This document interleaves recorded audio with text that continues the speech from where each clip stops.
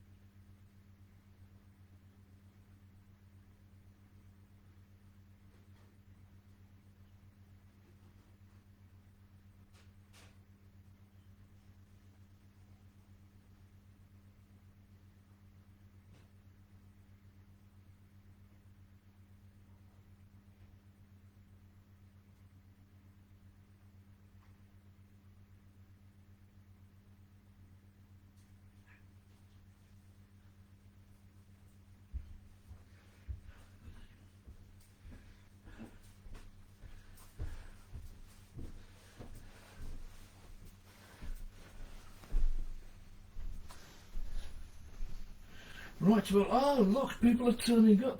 Hello, good evening, welcome. Caroline, Chris, fantastic to see you. How are things? How's it going in Clitheroe? Should I ask about your boy? Sorry for the blank screen there. I switched on and then remembered I'd forgotten something very important. Liquid. It's only water, don't get too excited. Right, so, Alan, good evening. A water break all... It's never too early to start on the water breaks. And Hugh's here as well, according to Caroline. Is Hugh here? See, I've actually got comments this week. This is amazing. Last time I did this, the comments section didn't work at all, so I talked obsessively at myself for an hour with no idea whether there was anybody there or any feedback or anything at all. Very strange experience, really. Anyway, do tell me as usual if I'm too quiet. I've got the microphone turned up pretty high. I can take it a tad higher, but I know I can't. I've got it on maximum volume right now. So do tell me though, and I shall attempt to speak up. Right. No, good idea. Let's not spoil it with politics. Hi Hugh. Caroline, you got a... Oh dear. You know what, I wish I could have a GNT, but the old liver doesn't like it anymore. It's just appalling. Small quantities of beer. Can't even drink port. Anyway, enjoy the GNT. I shall think very enviously of you while you're drinking it. Right, where are we going here now? I'm still stuck back in the 16th century, mostly. Although I've struggled to put together a link which gets us a bit into the 20th century with some of the music. But to start off, I'm going to hit you up with the usual starting thing on these things, some kind of film theme tune or TV theme tune. And in this case, it's going to be me playing along with David Munro and the Early Music Consort on the theme tune from The Six Wives of Henry VIII, which I think was in 1971, possibly 72. BBC series, 6 programmes, Keith Michel as Henry VIII. Golly good stuff. So, here we go.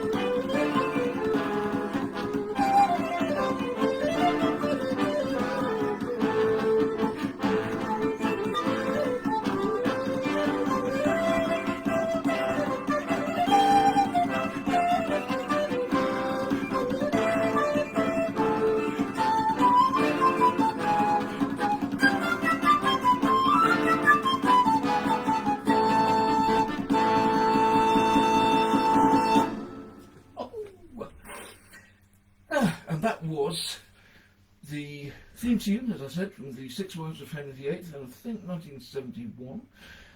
It's actually an arrangement by David Munro of a bass dance from a collection published in 1589 in a small town in France called the Orchesography. The Orchesography was written by a priest who chose to go anonymous, possibly because being a priest and writing a book about how to dance properly was not the done thing. He consequently came up with, he was named Johann Tabarot. He simply rearranged the letters of his name in an anagram, came up with Thuano Arbo, and published this book. If you've noticed the picture at the top of the events page, the two little dancing figures that are in the middle of the picture are woodcuts from Arbo's Orchesography. And it's really a remarkable book. It contains a whole feast of dances, dance tunes, in very simple form. You should understand that what you just heard was very much David Munro's arrangement. If you break it down, it's just two simple tunes which aren't even harmonised in the original book. Munro's made up the harmony, and he's not very highly regarded these days because he was a bit imaginative and not necessarily very authentic, which is the thing that you're supposed to be in the music world. The Orchesography contains wonderful instructions. My favourite, I think, is the one where it explains why it's a good reason for a young man to learn how to dance. It's obviously a great it's social skill.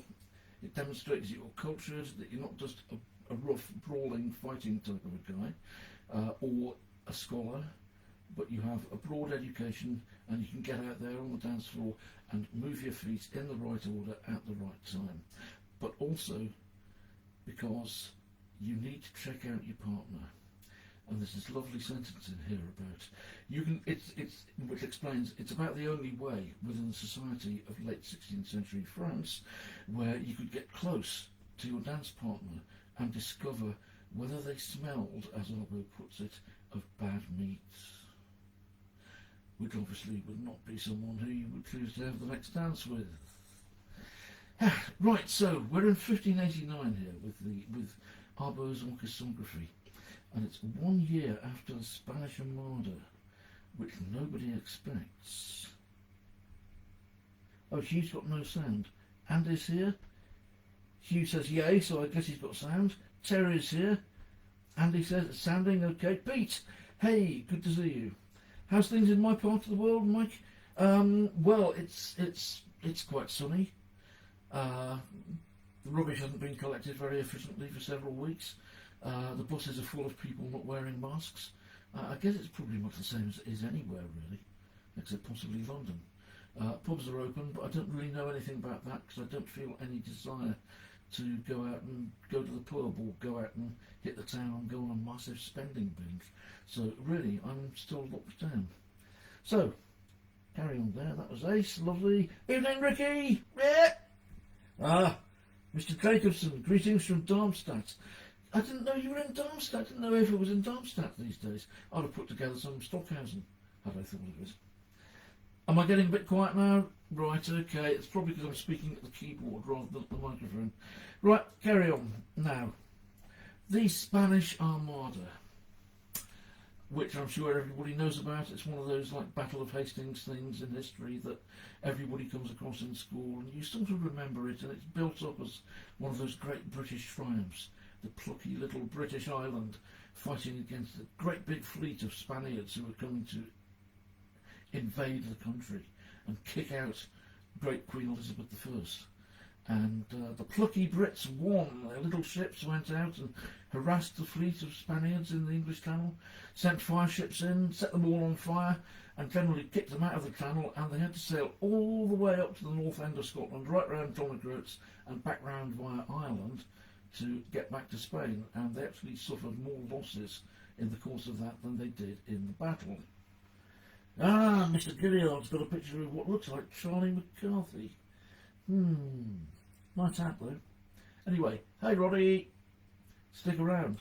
So, the Spanish Armada ended with a triumph for the British, and then around this time, this has long struck me as something that perhaps is more than coincidence that it's immediately followed, the Armada is immediately followed by this extraordinary explosion of cultural creativity in England, a country which, to be frank, hadn't been particularly famous for any kind of cultural creativity. It's around 1589, 1590 that you start getting the big, froze there completely, the big developments in English drama. Shakespeare's beginning to write. Thomas Kyd's Spanish tragedy dates, we think, from somewhere around about that period, sets the tone for the whole nature of tragedy with the motive of revenge going on. You've got all these plays, a huge range of poetry being written, and song. Suddenly, a group of English composers arrives, writing part songs, writing songs for lute, publishing music, first music publishing in England around about that time. And is it a coincidence, or is it not? I've long wondered. The thing about the Spanish Armada was that for 30 years, ever since the accession of Elizabeth I to the throne in 1558, the great threat to England had been the Spanish. It had been hanging over the island like it's something that was bound to happen at some point. The Spanish were bound to invade. This was because the King of Spain, Philip II, had actually been the husband of Elizabeth's sister Mary, Queen Mary. So he regarded himself as actually having a claim to the throne of England. Also, of course, because England was absolutely isolated and Protestant in a Europe that was almost entirely ruled by Catholics. So, it was a bit of a beleaguered situation, and suddenly it's all gone. The Spanish threat has been dealt with. It's no longer there. And it's as if the sun comes out on English culture. On that note, it's time for a bit more music. So, madrigals. The English madrigal. The madrigal is a part song, songs for mixed voices, or male voices, or female voices, originated in Italy, like so much of Renaissance culture in the late 15th century. Came into England. Henry VIII had a book of Italian madrigals, but doesn't seem to have done anything with them. And then suddenly, all these English writers started writing a very English, very localised variant. I'm going to play a theme now, not actually a madrigal, but a theme that turned up throughout the works of perhaps the greatest of the English madrigal composers, a chap called John Dowland. And Dowland's central work is a piece that he called Lacrimae. That's Latin for tears, although, as he said himself, tears are not necessarily a sad thing. You can have tears of joy, tears of love. And he wrote this one tune which he repeated in various forms again and again. And as soon as I can find the folder, which somehow every time I do this I put it away, well, I don't mean to. Here we are. Yep. Right, I'm going to have a go here at Flow My Tears in its version for lute by John Dowland, written somewhere around the year 1600. Here we go.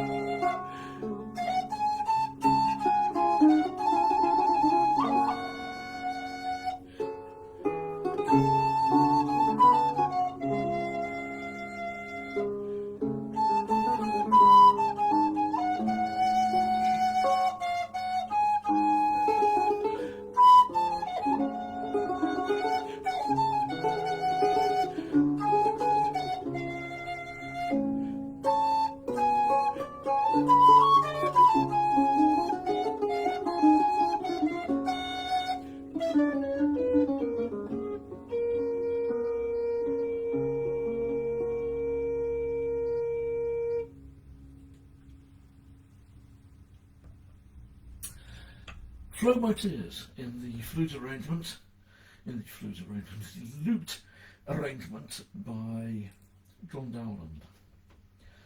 Let's see how the comments are going there. Am I getting a bit quiet now? Steve, good evening, sir. And Laney is popping in. Hello, Kelvin, he's here. Bit of history, can't help that piece. It's always going to be here. Jason, good evening. Chris, hi there. So did this Dowland guy hear Focus 3 or what? I think he probably heard Soft Machine's first album as well. You got carried around. So, where were we? Right, I'm going to play another Madrigal. I've actually done a couple of transcriptions. The thing about Madrigal is they're part songs, and apart from the fact that I can't sing, you really don't want to hear me singing 4 times over in 4-part harmony. So, just to give you some idea, that was a slow, steady piece from the late 16th century in England. Here's a much more cheery, dancey kind of piece. Let's give it a go. And it is Now Is the Month of Maying, written by Thomas Morley. Morley was another of the major composers of the period. Morley was a businessman. Dowland was not. Dowland had trouble getting work. Morley was a businessman who actually set himself up as the first major music publisher in England. He had a monopoly. The Elizabethans were very fond of monopolies, and he had a 20-year monopoly on publishing music in England. But he was also a composer, so if I can find where I've put it... there we are, yes, okay, just check my notes here.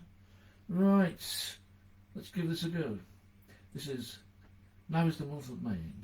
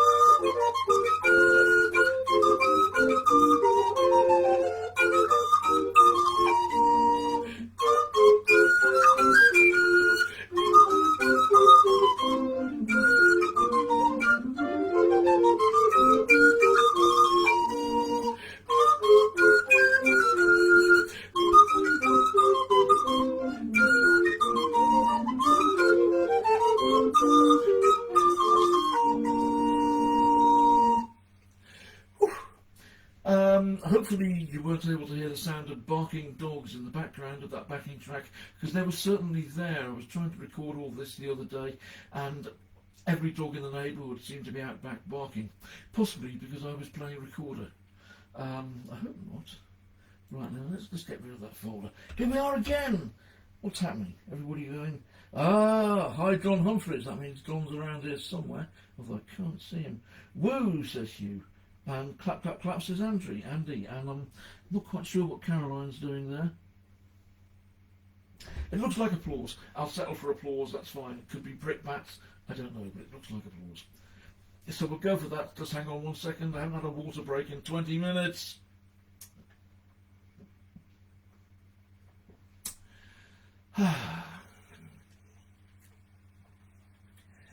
So we've established the idea of the madrigal, I think, with a slow piece and a much more up-tempo piece, which is all about dancing around the maypole and, again, checking out the women. Caroline, you're clapping, good. Okay, I must explain, my eyes are just terrible these days, so I'm sort of going, what is that? Okay, thank you for the clap. As Kelvin and I say in our incarnation as the acoustic duo Unprotected Sax, when people give us applause, we actually say, hey, thanks for the clap. Moving swiftly on. Let's play something that is not madrigal-ish. I've got more of these to come because this particular piece, the piece by Dowland I played, carries on and appears nowadays in all kinds of formats, and I found a few really peculiar ones that I'm going to whip out for you. But first, a very vague connection here. I'm trying to keep in the late 16th century while keeping things somehow 20th century as well. And the link here is, let's do some music connected with Shakespeare, because Shakespeare, of course, is an important figure, not so much at the time, but now seen as a very important figure in that last decade of the 16th century. And rather than play a straightforward Shakespearean song or a couple of settings that exist from that period, I've actually dug out some fairly tatty old backing tracks for some songs from West Side Story. So I'm going to hit you up with those. And for those of you who aren't aware, West Side Story is basically a rendition of a part of the plot of Romeo and Juliet, where the two gangs are at war and the two lovers are members of the opposite gangs and have a great difficulty getting together, and in fact don't really succeed. But they do in West Side Story, which transplants the story of Romeo and Juliet into 1950s New York and a warfare situation between teenage gangs, an American gang, the Jets, and a Puerto Rican gang, the Sharks. What am I going to play first? What have I got here? What can I do? Okay, this is a song sung by the Jets as they're on the way to a prearranged fight with the Sharks, and they're basically psyching themselves up and getting themselves ready to hang out.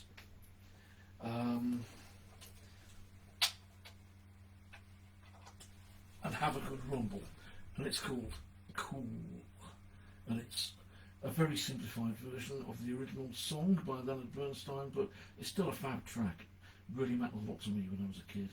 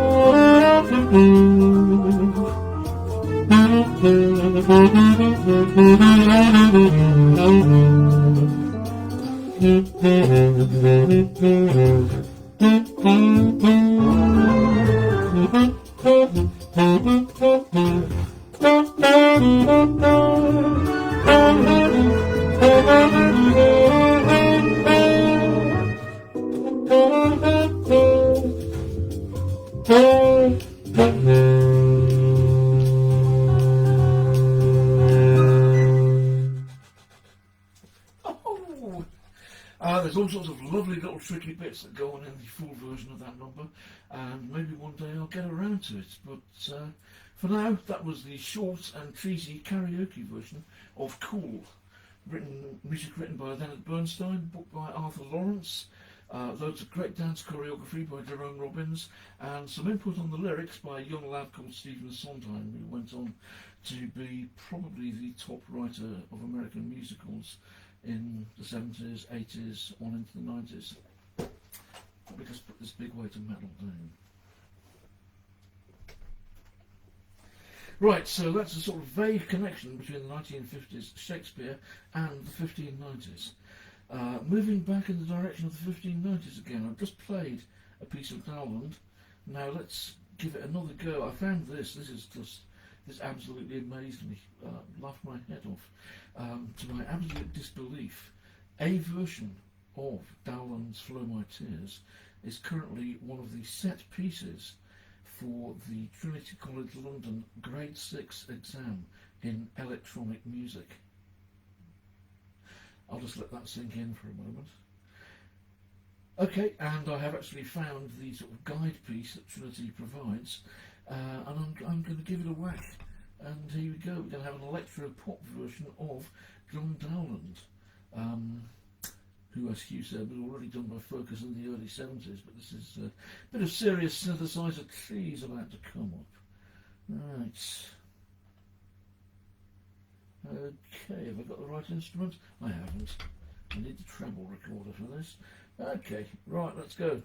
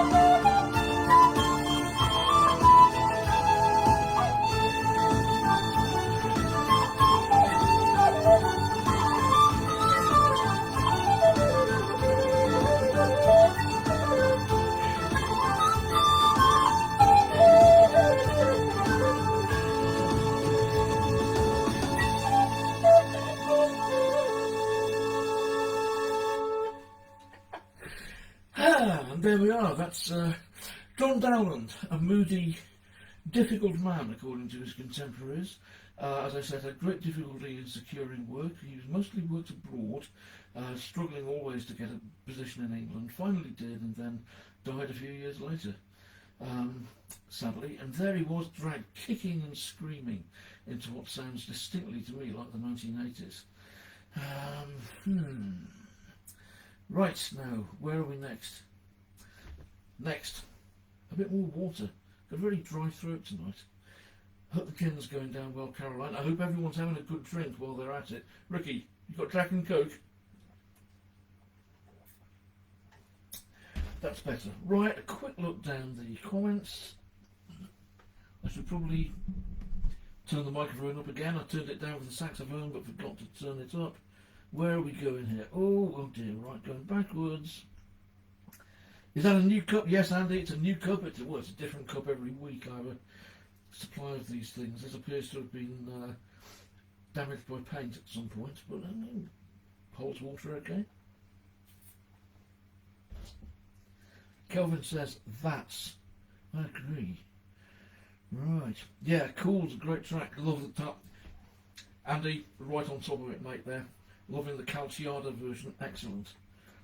Ooh, cool. Yeah, I love it too, Hugh.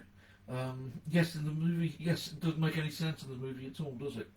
No placement for it at all. Right, thanks guys, you're all being very nice, giving me thumbs up and all sorts of things.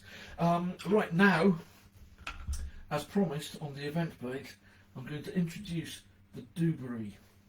Now you've seen, those of you who've been around for a few weeks of these have seen the mighty Crumhorn, and some of you have seen the bass Courtholt. Both of these are Renaissance windcap instruments. Very difficult to get hold of these days because nobody makes them anymore.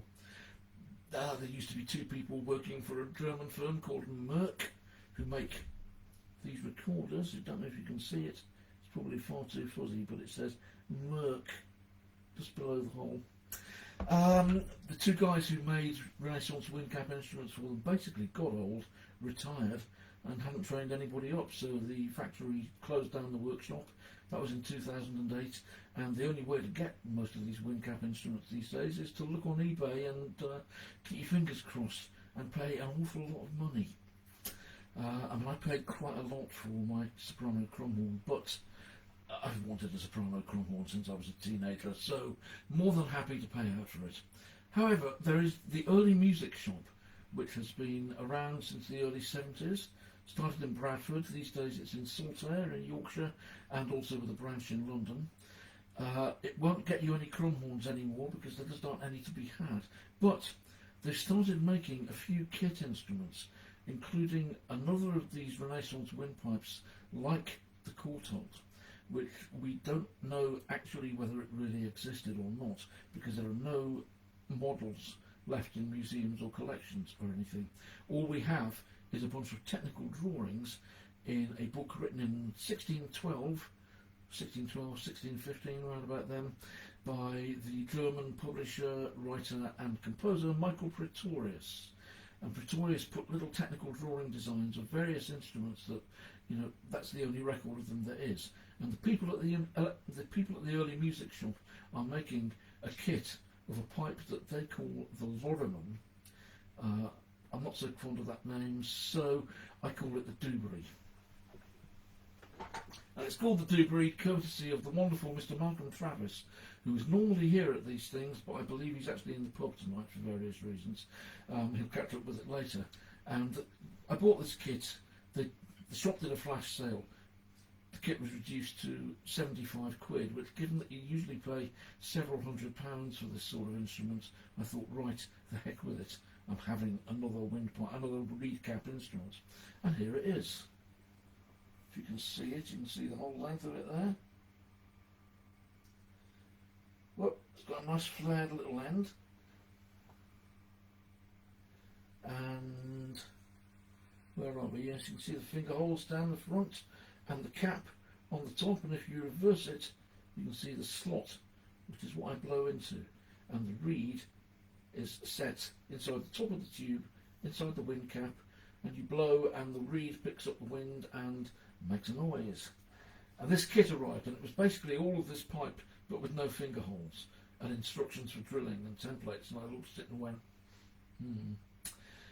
yeah, I'm more the kind of guy who puts up shelves with the help of a spirit level and hasn't actually done even that for several years.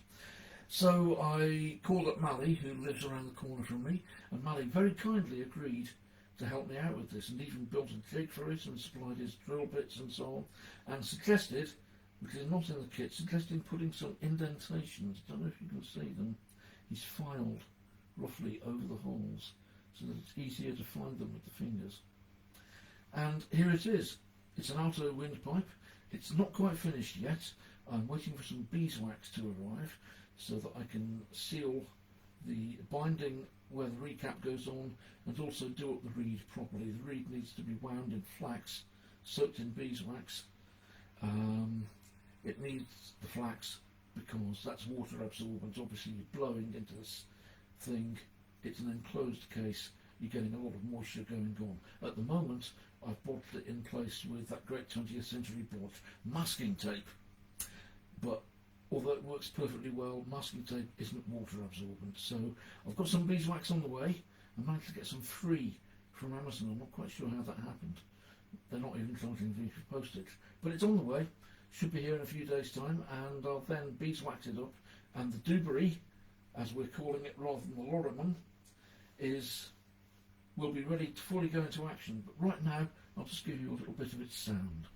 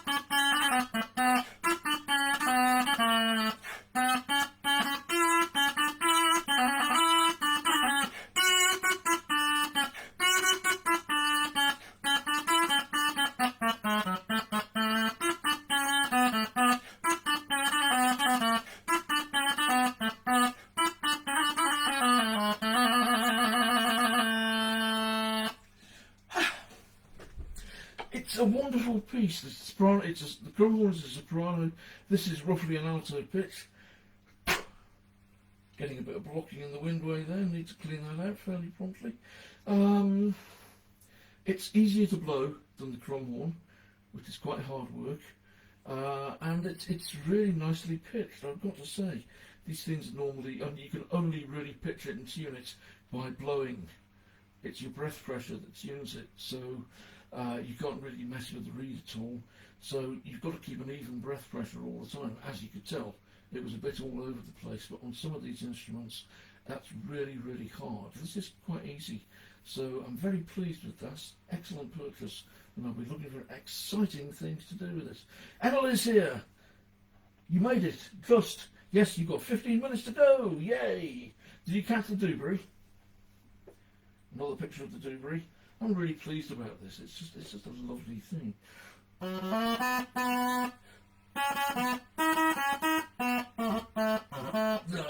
Not really good for playing rock though.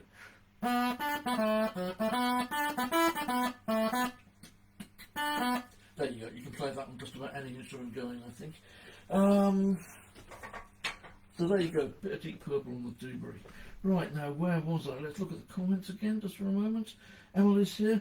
Jason is still looking for a portative organ. Ah, yeah. Wow. I don't think they've got any in the early music shop catalogue at the moment. Jason and I went to a concert of medieval music in Metz in France a couple of years ago, and this lady processed around the organ, playing a piece, around the audience in a medieval church, a very early medieval church built on a Roman site with Roman walls, and Sorry, we're having trouble with playing this video. Have I disappeared? Somebody tell me whether I've disappeared. Anyway, this lady processed around the church playing a portative organ. It was like, wow, Clayton has got to get one of those. And still haven't managed to find one. So, funny you should mention Q Magazine, Hugh, but, Caroline, but yeah, wow. Okay, reverb.com. It's Harry Potter's wand. Okay, I'll take your word for it there. And Clayton, yes, it's a lovely instrument. It's a nicely turned bit of rosewood as well. So, are you still there? Am I still here? Because I can no longer see any visuals at all. I've just got a black screen and the words, sorry, we're having trouble with playing this video. Good old Facebook, you can always rely on it to make a mess. No, not gaffer tape, Andy, masking tape, much better. Gaffer too thick. Right, okay, so I'm still visible and audible. Thank you, Andy. Right, okay. Right, excellent, guys. I can't see a thing, so I'll just carry on, trying not to make too many faces. A bit more West Side Story, I think. Another of my favourite songs from the score, although I agree with you, Cool is the most fab song in the score, but I'm going to play another great one here.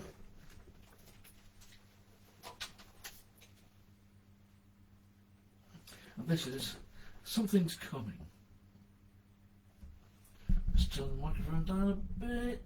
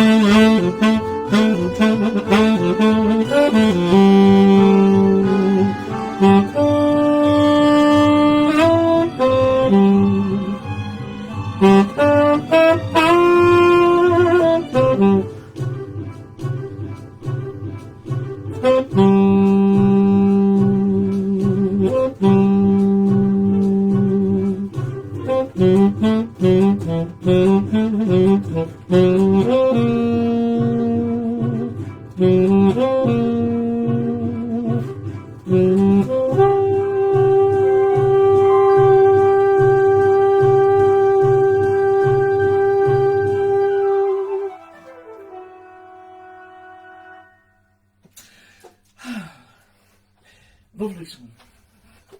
And a great version by Todd Rundgren and Utopia, as I'm sure Hugh is aware, and maybe a few other people. Apparently something that they threw together in the course of a tour in 1975, and did a very good job of it too. Right, where are we? Crikey, it's 10 to 9. Still can't see anybody. Kelvin's still there. You're still there. Ah, Hugh, you saw yes on a Kids TV. Right, were they doing Something's Coming? Did Yes do Something's Coming? I had no idea that they did that. Right then, another madrigal, I think. I recorded two of these as recorded quartets with the top part missing, so we'll whip out one by John Bartlett called, and I'm going to have to refer to the music for this because I'm not sure of the tune. There you go, classic piece of madrigal music here. Used to sing four-part harmonies from these when I was a kid. It's called When From My Love I Looked for Love, and probably not very successfully either, by John Bartlett, a madrigal composer of whom we know absolutely nothing. He published one book of songs and airs and madrigals in 1612. That's it. That's all we know about him. History. Well, autobiography. The details of your life weren't important at that point in history. Autobiography begins in the 18th century when people are more concerned about themselves.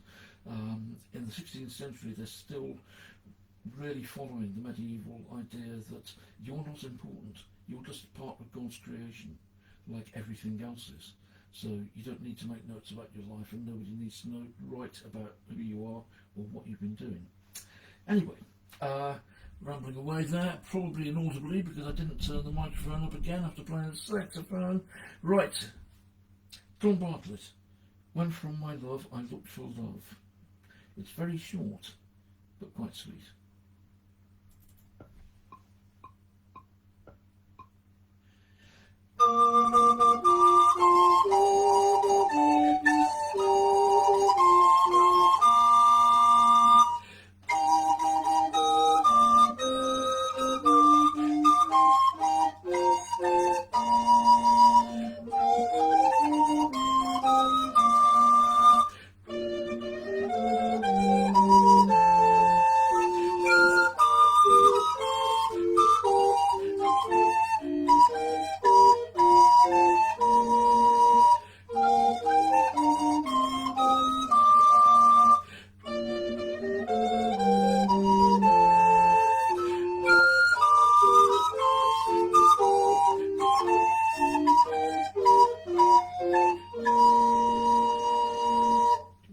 There you go, that's all of it, less than 1 minute.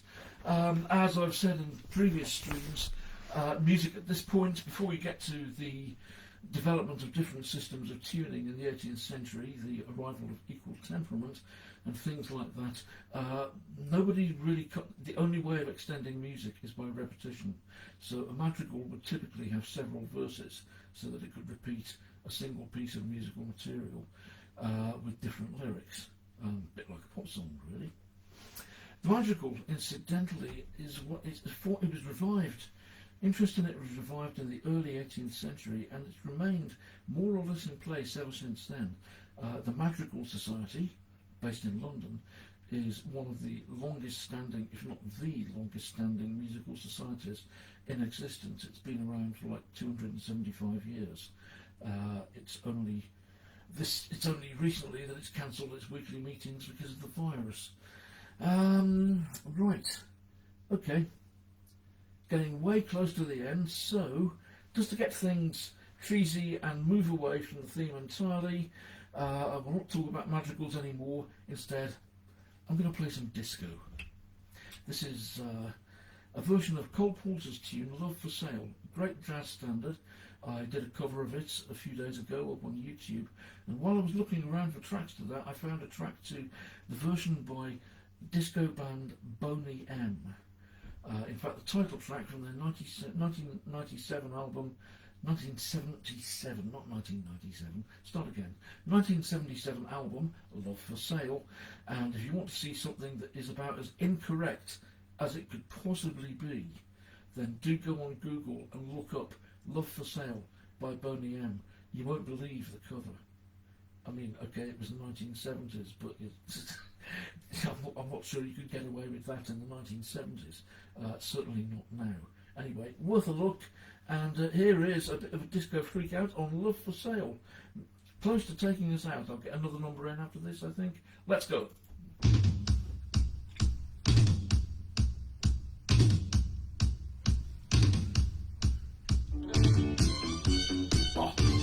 Check the strings and the bass, the top from the drums.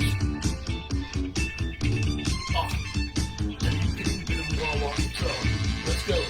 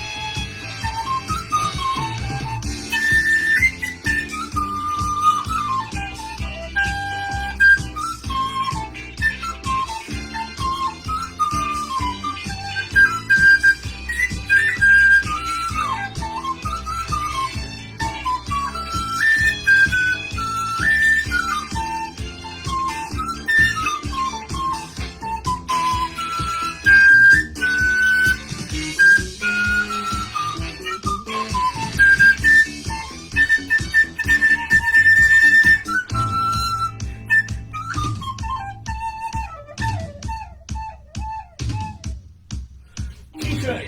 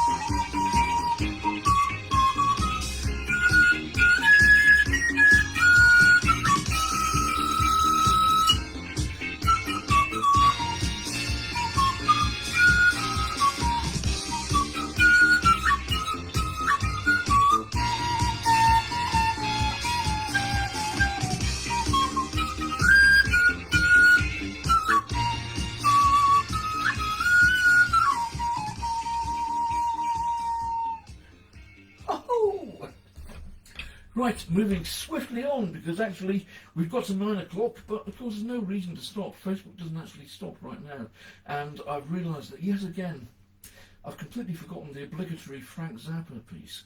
And since it's obligatory, I'd better do it. So, pausing swiftly to soak up some more water. Let's move on to Frank Zappa. This is a piece which it appeared on a 1970 compilation album called Weasels Ripped My Flesh. It's one of those classic album covers. It's a picture of a smiling guy in a suit shaving with a weasel, with the claws of which are ripping chunks out of the side of his face. Wonderful cover. Wonderful album as well. Zappa had recorded it as part of the Hot Rats sessions, a number of songs that he'd put together while recording what came out as his very famous instrumental LP, Hot Rats, in 1969. This particular piece had got left on the shelf, perhaps because the guitar solo vamp is, shall we say, not exactly inspired. But we'll give it a go anyway, and I've edited the backing track to do something that's reasonably, hopefully, interesting. Let me just track key in. Ah, that's right, okay. Yep, right, let's go. It was released by Zappa under the name Toads of the Short Forest. But in the original recording sessions, it was known simply as Arabesque. Let's go.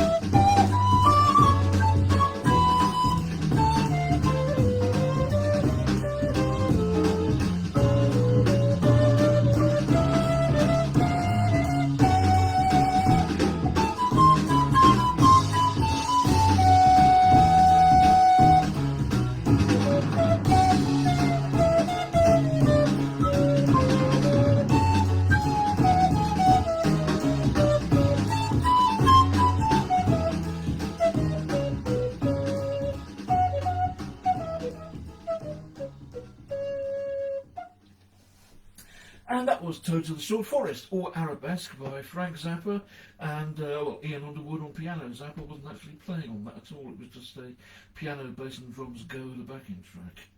Right, well that brings us up to 9:05, and definitely time for another sip of water here. I'm gagging for a cup of tea. That's what I'm going to do. As soon as we finish this, I will be off downstairs to the kitchen and getting a cup of tea going.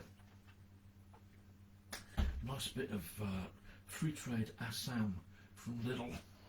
Right, turn up that microphone again.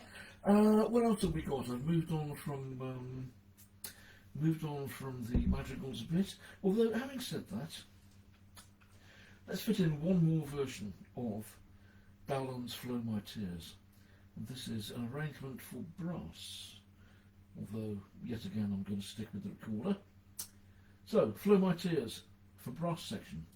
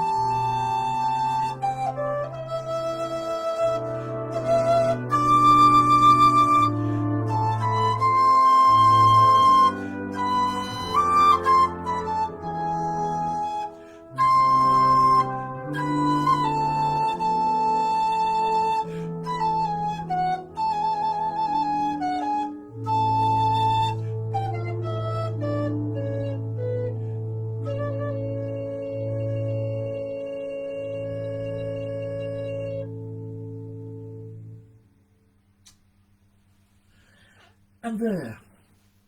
I think that's probably a good place to leave it. That feels kind of like an end of session sort of tune. Plus, now that I've mentioned having cups of tea, I've definitely got a bug for it. I can almost feel that kettle boiling right now. So anyway, I still can't see you. Comments. People are here. Yep, same here. Right. Okay.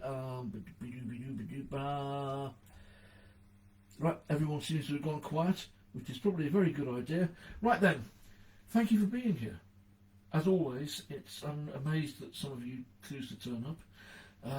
As I sit here and waffle and say quite a lot. So thanks ever so much. Hope you all enjoyed it. Don't know what I'll be doing next time.